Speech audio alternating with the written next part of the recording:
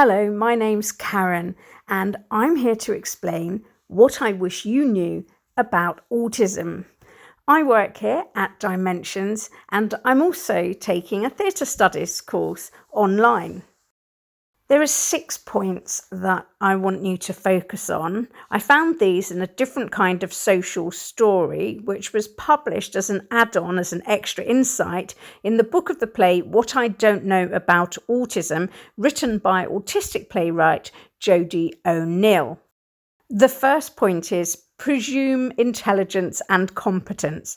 Do not project a prejudiced idea of what you think that person is capable of.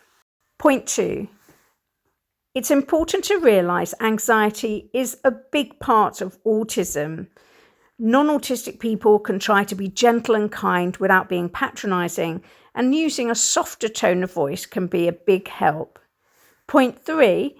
Autistic people often have sensory differences, so this means they can be sensitive to noises, light, textures, and much more. Please accept those sensitivities as valid. Autistic people can sometimes take longer to process information. Point 5, some autistic people enjoy hugs and some don't. You can always check first. And point 6, autistic people don't need to be changed or fixed. Stop! It's time to tear this mask off and tell you what's what. This is what needs to be said. This is what you need to know. This is being autistic for me, which means my brain is wired differently. Communication is a stumbling block for me. I can't say literally, as I do not walk down the street and have a block roll out under my feet and then trip up over it. This is purely metaphorically. And what do I mean? Well, if you say, Karen, could you please help me? I think, quite naturally, you're asking me a question. I think I have a choice. Maybe not binary. I could answer yes, no, or even maybe, but nearly every time it will trip me up. Karen, can you please? And I will probably say no. Why will I say no? Well, this is because I don't understand that you need my help and that there is no other choice. I'm not meant to say no, I'm just meant to say yes. So, Karen, can you help me, please? If this is the situation, I'll need you to say exactly and clearly what it is you mean. Have to say, Karen, I need you to help me now, please, and explain why to me. That helps. I thought it was meant to be me with the communication problem. But you see, that is part of the unwritten rules of neurotypical world we live in. That neurotypically wired people inherently understand, intuitively get it. Not me. Sorry. I need you to say it like it is. No beating around the bush. Say it clearly, please. You might look at me and say, hello, hi Karen, remember me? I look at you blankly.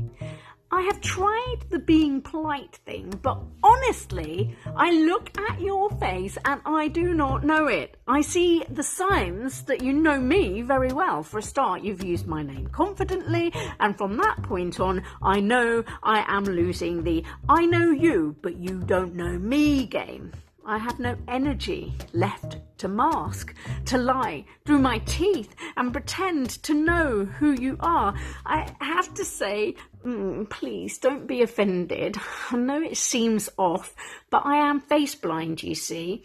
Well, that doesn't mean that I cannot see your face. It's all a blur like this. No, it means I see it, but can't recognise it, unless I've seen it several times in the same context. Usually, other people know me, and I don't know them, which is kind of like a taste of fame, except without the kudos or the cash. But I sidetrack. I just want to explain I'm not being rude or aloof. I genuinely don't recognise you.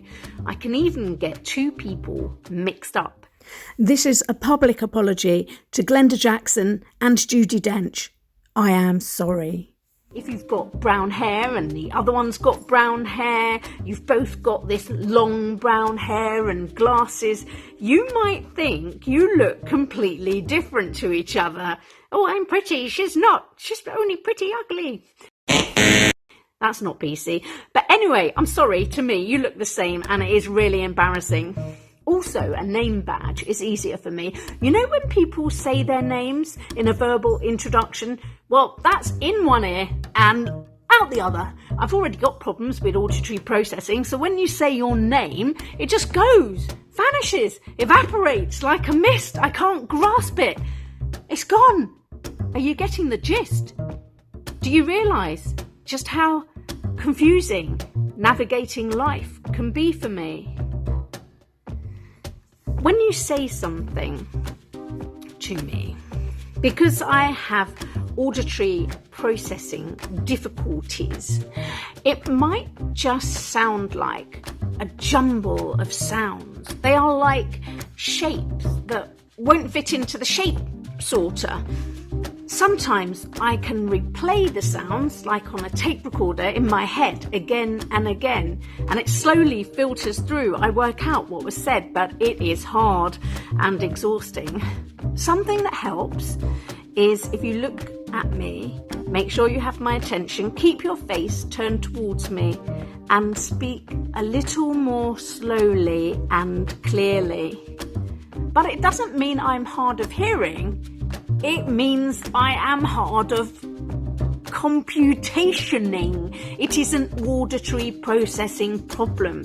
My ears can hear, but my brain processes it all and it's all unclear. So unfortunately, I hear everything really loudly. So please don't shout at me. My hearing is ultra sensitive and tuned in. I hear the tap dripping, the raindrops individually tapping, the clock ticking, your pen clicking, the fan spinning, the light buzzing, all at the same level as your voice. I cannot separate them out. This also means that a chair scraping is like a physical pain. It goes right through my ears. It makes me say ow sometimes. Vacuuming, a dog barking, a lorry parking, they hurt me. Luckily, I wear loops to work. They fit in my ears. This tones down the sounds and helps me to cope. But don't even talk to me about the phone ringing. The sound itself is enough to send me spinning into meltdown territory, and I don't even know who is calling. It's a shock. It's a surprise. I'll close my eyes to block it out.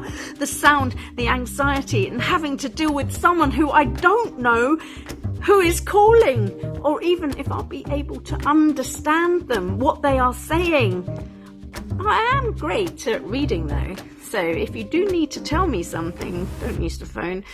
Tell me via email. That's the best way. I can read it and digest it and actually understand what it means most of the time. Change is another thing. Change is generally unpopular, even in the neurotypical world. I understand that. But routine, for me, has a speciality, a special place in my heart, comforting, stabilising, helps me to cope with all the disorientation in my world, something that can be relied upon, an anchor in the stormy seas of life. So, if you decide to suddenly change something in the hallway, say like what was once a chest of drawers is now a white desk with a chair, you might not care, but I find it scary. It discombobulates me, stops me in my tracks. It's shocking. If you change something, please give me warning. For meetings, I need an agenda, a plan of what will be said. My ideal meetings, yes, I do have an ideal meeting. It's via Teams, and this is because I have closed captions that come up on the screen and tell me what is being said. A godsend. But staff meetings in person with lots of people there, more than I can bear, with so-called back background noises in my foreground, right in the same place as your voice, and I can't separate it all out. If you all talk at once, then it is just a mishmash. It's all too overwhelming. I can't pick out what is important or what is not. Do you understand? My senses are dialed up high for receiving. Visually, the world is somewhat overwhelming. I notice a lot all at once. Tiny details, shadows, light, reflections, spaces, lines, shapes. What fits in where? I'm not complaining. I live in a visually rich and exciting world. I notice colours that match, especially when they match unintentionally. That might give me a bit of glee. Noticing, absorbing, appreciating. I am stimulated and excited by bright lights in the darkness. The Christmas lights this past year were amazing in Shepton. Rainbows, twinkling lights in the dark sky. I visualise what you say. Words transform themselves into detailed images. When I actually get what you've said, you understand the problem there. I see pretty pictures in everyday life. I pick up my phone, use the camera to capture the beauty I see every day, even at work. I just can't help myself. But all this visual sensitivity means a crowded kitchen is not for me. It is not just the noise, it's all the visual activity. I have to save my eyes from the overwhelm of too many movements all at once. I'm in the middle. I can't work out where you want to go next, or where to put myself, where to stand, so that I'm out of your way. There's too many details to compute, to read, too much information coming through, just through my eyes. I've talked for ages, and I still haven't mentioned my hypersensitivity to touch. Let me explain. My skin can feel seams as if they are a needle pricking me. On TV once, there was a murder mystery. A woman had cut out all the labels in her clothes. The voiceover surmised she was a spy. I said to the TV, which sounds a bit crazy, no, she's autistic like me. I often talk to the TV, don't you? Labels in clothing hurt. I'm not talking about designer labels hurting the pocket. I mean those little bloody labels they take so much time and care to sew into the clothes. Why bother? So I have to rip them out. This extra sensitivity means I actually get a lot of enjoyment from fluffy fleeces, soft blankets and fluffy socks. But I digress. If you touch me gently and with warning, it might work. Why risk it? But touching me when my back is turned to you will shock me to the core and make me roar. I'll feel dysregulated for the rest of the day, probably. Oh, God. Look at me.